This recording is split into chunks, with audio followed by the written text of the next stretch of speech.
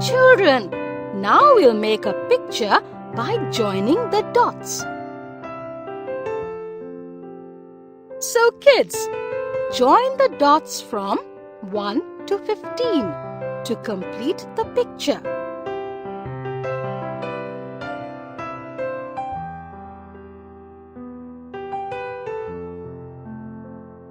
Now, color it with crayons.